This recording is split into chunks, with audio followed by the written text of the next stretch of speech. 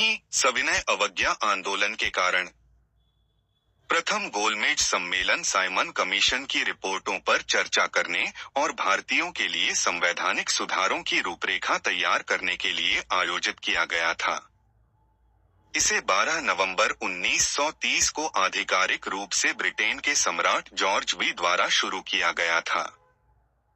पहला सम्मेलन भारतीयों और अंग्रेजों के बीच बराबरी के रूप में आयोजित किया गया था। इसे आधिकारिक तौर पर 12 नवंबर 1930 को लॉर्ड इरविन द्वारा शुरू किया गया था। इसकी अध्यक्षता लेबर पार्टी के ब्रिपीएम प्रधानमंत्री रामसे मैकडोनाल्ड, लेबर पार्टी के मुख्य प्रवक्ता, ने की थी। भारतीय व्यापार जगत के नेताओं ने भी सम्मेलन में भाग नहीं लिया। सम्मेलन में भाग लेने के लिए कुल 89 व्यक्तियों को आमंत्रित किया गया था। उनमें से 16 ब्रिटिश राजनीतिक दलों का प्रतिनिधित्व करने वाले थे। 58 ब्रिटिश भारतीय प्रतिनिधिमंडल जो भारत में विभिन्न दलों और हितों का प्रतिनिधित्व करते थे। सैमुअल होरे, कंजर्वेटिव पार्टी के मुख्य प्रवक्ता। प्रतिभागी ध्यान दें, बीकानेर के महाराजा के नेतृत्व में रियासतों के राजाओं ने एक अखिल भारतीय महासंघ में शामिल होने की इच्छा जताई थी। परिणाम, इसने ब्रिटिश भारतीय प्रांतों और भारतीय रियासतों के एक अखिल भारतीय महासंघ के गठन की सिफारिश की। इसने रक्षा, बाहरी मामलों और अर्थव्यवस्था पर ब्रिटिश नियंत्रण बनाए रखने के लिए संक्रमणकालीन अवधि के लिए कुछ आरक्षण और सुरक्षा उपायों के साथ केंद्र में एक जिम्मेदार सरकार की सिफारिश की। भीमराव अंबेडकर ने अछूतों के लिए अलग निर्वाचक मंडल की मांग की। भले ही सम्मेलन में कुछ प्रमुख भारतीय नेताओं ने भाग लिया, लेकिन उन्हें भारतीय लोगों का वास्तविक प्रतिनिधि नहीं कहा जा सकता था।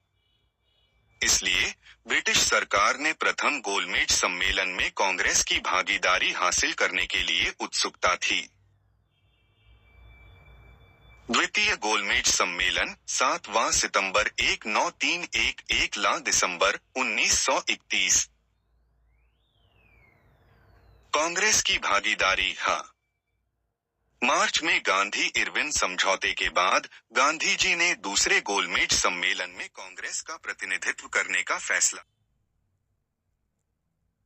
लॉर्ड इरविन के स्थान पर भारत के गवर्नर जनरल का पदभार संभाला।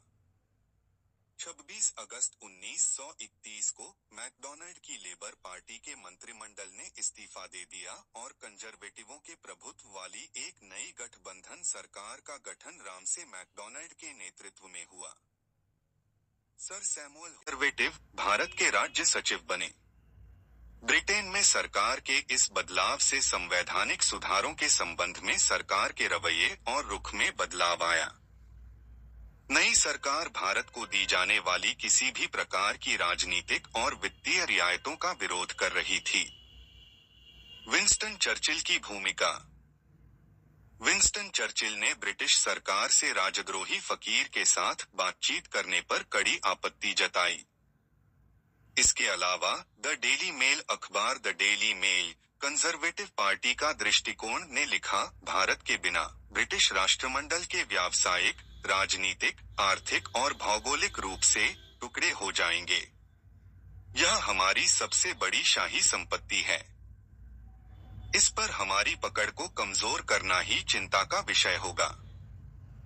जब गांधी जी 29 अगस्त 1931 को लंदन के लिए रवाना हुए, इस गोलमेज सम्मेलन से ज्यादा कुछ भी अपेक्षित नहीं था। जैसा कि महान गुजराती कवि मेघानी ने लिखा था, जहर का यह आखिरी कटोरा पियो बापू, यहाँ तक कि जहर का यह आखिरी कप बापू, आपको इसे पीना चाहिए।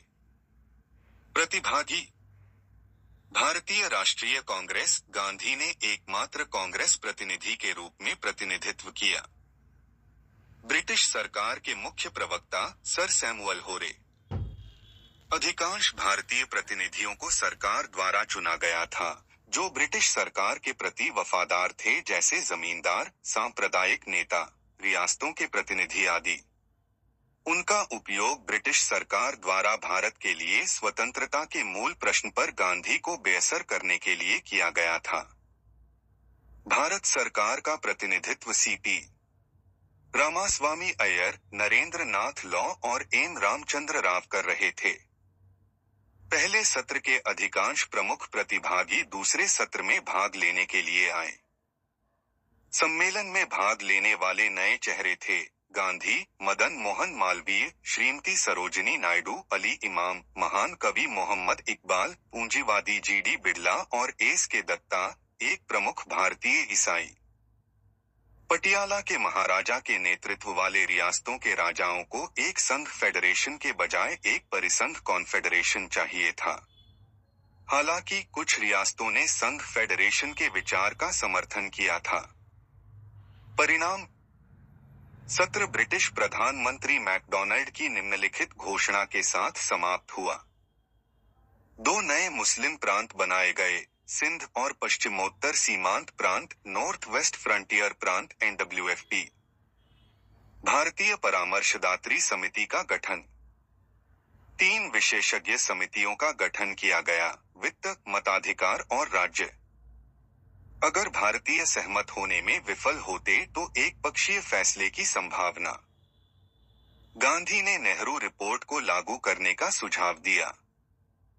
गांधी ने सुझाव दिया कि सांप्रदायिक समझौते को तब तक लंबित रखा जाना चाहिए जब तक कि संवैधानिक समझौता नहीं हो जाता। लेकिन मुस्लिम प्रतिनिधि, विशेष रूप से मुस्लिम लीग, अलग निर्वाचक मंडल पर जोर देने लगे थे। यह गांधी द्वारा जिन्ना को खाली चेक, कार्टे ब्लांश देने के बावजूद सांप्रदायिक समस्या का समाधान नहीं हो सका। इस तरह दूसरा गोलमेज सम्मेलन में गांधी की भागीदारी नाकामयाब रही। तृतीय गोलमेज सम्मेलन 17वां नवंबर 24वां दिसंबर 1932। प्रतिभागी कांग्रेस की भागीदारी नहीं। लेबर पार्टी ने भी बहिष्कार किया। अन्य प्रतिभागी आगा खान तृतीय, B.R. अम्बेडकर, N.N. जोशी, रामासामी मुदलियार, बेगम जहांआरा शाहनवाज, T.B. सप्रू, सर पुरुषोत्तम दास ठाकुर दास और अन्य।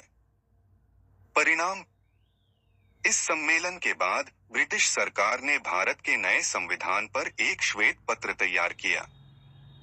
मार्च 1933 में प्रकाशित श्वेत पत्र में 4 प्रावधान थे।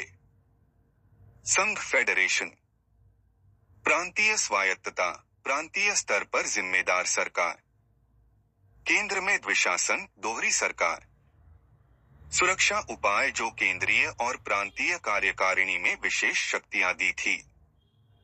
इस श्वेत पत्र की भारत की सभी पार्टियों द्वारा आलोचना की गया क्योंकि इसमें पूर्ण स्वतंत्रता प्रदान करने संबंधी कोई बात नहीं थी। लॉर्ड लिलिथगोव की अध्यक्षता में एक संयुक्त चयन समिति नियुक्त की गई। नवंबर 1934 में समिति ने अपनी रिपोर्ट प्रस्तुत की। इस रिपोर्ट के अनुसार ब्रिटिश संसद ने भारत सरकार अधिनियम 1935 पारित किया। ध्यान दें, डॉ भीमराव अंबेडकर एकमात्र व्यक्ति थे जिन्होंने सभी गोलमेज सम्मेलनों में भाग लिया।